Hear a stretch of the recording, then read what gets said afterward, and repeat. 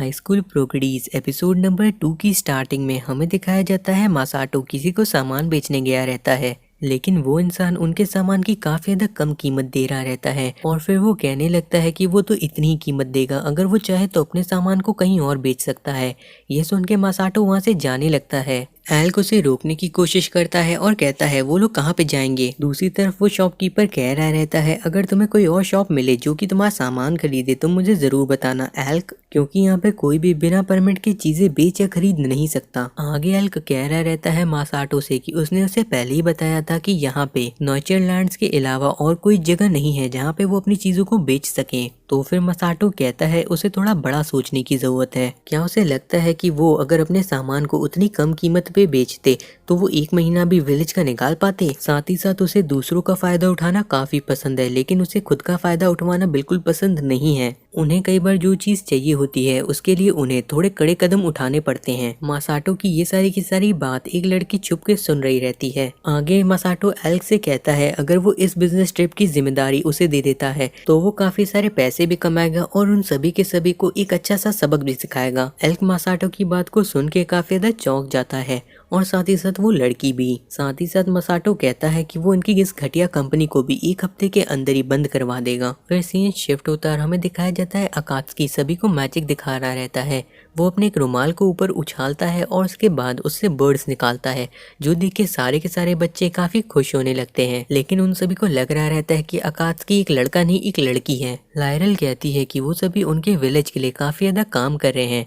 तो फिर सुकासा कहता है इसी विलेज ने उनकी भी मदद की थी और वो लोग तो सिर्फ और सिर्फ विलेज की मदद करने की कोशिश कर रहे हैं। उनके पास जो भी टैलेंट है वो लोग उसका इस्तेमाल कर रहे हैं और सुकासा का टैलेंट सिर्फ और सिर्फ लोगों को समझना है, तो वो वही करने की कोशिश कर रहा है। लेकिन फिर लायरल कहने लगती है कि उसका बनाया हुआ मेयोनीज भी काफी ज्यादा अच्छा है, बस एक ही प्रॉब्लम है कि उनकी सप्लाईज यानी कि नमक वगैरह खत्म हो रहे हैं। तो फिर सुकासा कहता है तुम्हें पता है ना मर्चेंट के बारे में, यानी कि मासाटो, वो एल्क के साथ एक बिजनेस ट्रिप पे गया है और वो जरूर बहुत सारा सामान लेके आएगा। लायरल कहती है अगर ऐसा हो पाए तो ये बहुत ज्यादा अच्छा होगा, लेकिन उसे इस बात की चिंता हो रही कि एल्क उसके साथ अच्छे से बिहेव करेगा या नहीं। तभी विनोवा आ जाती है और कहने लगती है एल्क उसके ऊपर नहीं गया है। वैसे भी एल्क ऐसा बिहेव इसीलिए करता है क्योंकि उसे विलेज के लोगों की काफी चिंता है। सुकासा कहने लगता है अब उन्हें फाइनेंसेस की चिंता करने की जरूरत नहीं है क्योंकि वो मासाटो को अच्छी तरीके से जानता है, वो इस चीज को करने में एक्सपर्ट है। आगे हमें एक लेटर को दिखाया जाता है जो कि एल्क के हाथों में रहता है। एल्क कहता है तुम्हें आखिर कैसे मिल गई यहाँ पे सेल करने की परमिशन। तभी वहाँ अचानक से शिनोबू आ जाती है जो देख के एल्क काफी डर जाता है। मासाटो कहता है उसने शिनोबू की मदद से यहाँ के मेयर की अकाउंट बुक को हासिल कर लिया जिसमें काफी सारे ब्लैक मनी का हिसाब था, जिसके बारे में मुंह बंद रखने के लिए उसे ये सेल करने की परमिशन का लेटर मिला है। और फिर मासाटो शिनोबू से कहता है कि वो नेचरलैंड्स के ऊपर नजर रखे उनके हर एक कदम के ऊपर। एल्क पूछता है वो अब क्या करने वाले हैं। तो फिर मासाटो एल्क को मारता है और कहता है क्या तुम्हें अभी भी नहीं समझ में आया, हम लोग जा रहे हैं पैसे कमाने और जब मासाटो का काम खत्म होगा तो एल्क पैसों के बिस्तर के ऊपर सो पाएगा। जो सुन के एल्क काफी ज्यादा हैरान होता है। तभी वहाँ पे वो लड़की आ जाती है और कहने लगती है उसे भी अच्छे खाने और कपड़े चाहिए। एल्क कहता है वो इस लड़की को नहीं जानता है, लेकिन मासाटो कहता है वो उसके लिए काम कर सकती है। एल्क कहने लगता है क्या वो सड़क पे चलती किसी भी लड़की को अपने बिजनेस के अंदर ले लेगा। मासाटो कहता है क्या तुम उसकी आंखों में नहीं देख सकते, उसकी आंखों में एक लालच है जो कि बिजनेस के लिए काफी जरूरी होती है। फिर वो उसे अपना नाम बताता है और उसका नाम पूछता है। उस लड़की का नाम रिन रहता है। मासाटो रिन से कहता है काम करना शुरू करने से पहले उसे एक बिजनेसमैन जैसा दिखना होगा। देन हमें दिखाया जाता है मासाटो ने रिन को साफ और नए कपड़े दिलाए रहते हैं। मासाटो फिर वहाँ के 3 डीलर से कहने लगता है कैसा रहेगा अगर वो लोग कंसाइनमेंट सेल करें। वहाँ के लोग कहने लगते हैं आखिर इसका मतलब क्या है। तो फिर मासाटो ने मेयर का लेटर दिखाता है जिसमें परमिशन रहती है खरीदने और बेचने की, जो देख के सभी सेलर काफी हैरान होते हैं। मासाटो कहता है अगर वो लोग चाहें तो वो अपने सामान को मासाटो की परमिशन की मदद से बेच पाने के लिए मासाटो ने काफी पैसे खर्च किए हैं। उन लोगों को अपने सामान को मार्केट वैल्यू से थोड़े से कम दामों में बेचना होगा और वो जो भी सामान बेचेंगे उसका 10% मासाटो अपने कमीशन के तौर पे लेगा। वो तीनों सेलर पूछने लगते हैं कि आखिर ये 10% होता क्या है। तो फिर मासाटो कहता है वो उन्हें बता देगा, लेकिन उन्हें उसकी शॉप के अंदर भी मदद करानी होगी। तो फिर मसाटो बताता है अगर वो लोग कारपेट को लेके जाएंगे नॉचरलैंड्स तो उन्हें सिर्फ से 150 ल्यूक्स ही मिलेंगे, लेकिन अगर वो लोग वही कारपेट लेके आते हैं मसाटो के पास तो वो उसे मार्केट वैल्यू से थोड़ा कम 400 ल्यूक्स के दाम पे बेचेगा और वो उस 400 ल्यूक्स में से सिर्फ और सिर्फ 40 ल्यूक्स ही लेगा, जिसके बाद बचे हुए 360 ल्यूक्स उन लोगों को मिल जाएंगे। वो लोग ये सुन के काफी खुश होते हैं और कहने लगते हैं क्या वो इस बारे में दूसरों को भी बता सकते हैं।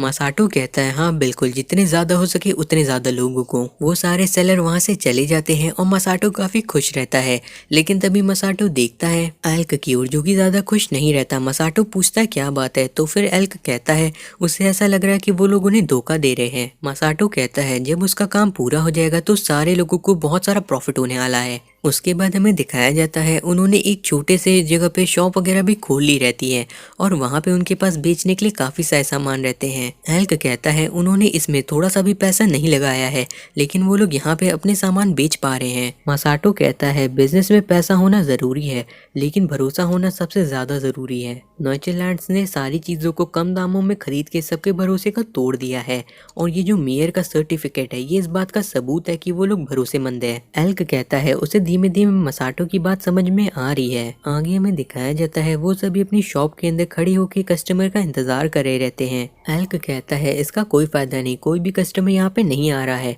मसाटो कहता है अभी तो दिन शुरू हुआ है, हमारे पास बहुत टाइम है। तभी कुछ लोगों की नजर जाती है उनकी शॉप्स की ओर। मसाटो तुरंत ही उन्हें चिल्ला चिल्ला के बुलाने लगता है कि वो काफी कम दामों में अच्छी चीजें दे रहे हैं। देखते ही देखते वहाँ पे काफी सारे कस्टमर आ जाते हैं और उन्हें वहाँ से काफी सारे पैसे भी मिले रहते हैं, जिससे रिन काफी खुश रहती है। मसाटो फिर बात कर रहा रहता है शिनोबू से और वो कहता है कि वो यहाँ पे एक हफ्ते और रुकेगा। तो फिर शिनोबू कहती है ठीक है, लेकिन उन्हें अभी विलेज के अंदर सप्लाई भेजनी होगी खाने और बाकी की चीजों की। जिसके बाद हमें दिखाया जाता है वहाँ पे काफी सारी चीजें आ गई रहती हैं, जिसे देख के सारे विलेज के लोग काफी खुश हो जाते हैं। सुकासा मसाटो के बिजनेस के बारे में पूछ रहा रहता है शिनोबू से। शिनोबू कहती है उसका बिजनेस काफी अच्छे से जा रहा है, उसने एक नई कंपनी बना ली है और एक पुरानी कंपनी को बर्बाद करने जा रहा है। सुकासा कहता है उसे पहले से इन सभी चीजों का अंदाजा था, उसे पता है वो किस तरीके से काम करता है। उसके बाद हमें दिखाया जाता है नॉचरलैंड्स के मालिक को, जिसे ये सारी बातें पता चल जाती है कि उन्होंने कंपनी शुरू की है, लेकिन फिर वो सोचता है उन जैसे गांव के गवारों को बिल्कुल भी बिजनेस करना नहीं आएगा। एक हफ्ते के अंदर ही उनका बिजनेस पूरी तरीके से ठप हो जाएगा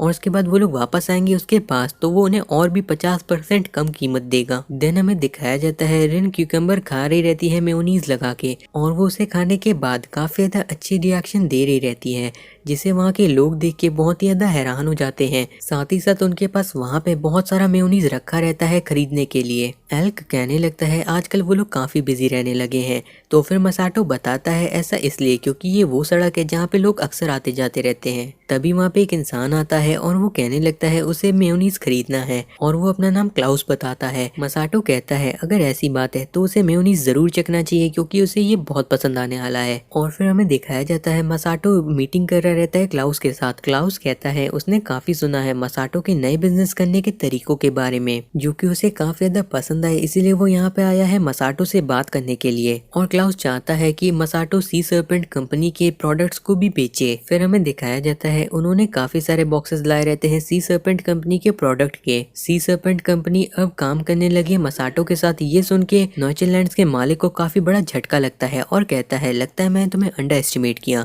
और अब उसके और मसाटो के बीच में वॉर होने जा रही है। देन हमें दिखाया जाता है रिन अभी भी पैसों को ही देख रही रहती है और खुश हो रही रहती है। मसाटो भी कह रहा रहता है उनका बिजनेस काफी अच्छे से ग्रो हो रहा है, लेकिन फिर वो देखता है कि एल्क वापस से परेशान है। तो फिर मसाटो कहता है क्या तुम नॉचरलैंड्स को लेके परेशान हो? तो फिर एल्क कहता है हाँ। तभी वहाँ छत से शिनोबू आ जाती है। शिनोबू को देख के मसाटो कहता है तुम यहाँ पे हो, इसका मतलब है नॉचरलैंड्स वाले कुछ करने जा रहे हैं। शिनोबू कहती है हाँ, वो लोग उसके खिलाफ वॉर करने जा रहे हैं। एल्क कहने लगता है वॉर, इससे क्या मतलब है? तो फिर मसाटो एल्क को बताता है वो लोग बिना अपने प्रॉफिट की चिंता किए सामानों को काफी ज्यादा कम दामों में बेचेंगे, ताकि मसाटो को भी अपने सामान को बेचने के लिए दामों को कम करना पड़े, जिसके लॉस के चलते मसाटो की नई कंपनी बंद हो जाएगी। एल्क इन सारी बातों को सुन के काफी ज्यादा चिंता करने लगता है, लेकिन फिर मसाटो उसे ले जाता है विंडो के पास और फिर मसाटो कहता है अगर नॉचरलैंड्स को ये करना ही था तो उन्हें ये उनके पहले दिन पे करना चाहिए, अब उन लोग को कोई फर्क नहीं पड़ता। साथ ही साथ वो एल्क को बताता है कि बाहर जो लोग खड़े हैं वो उसके दोस्त हैं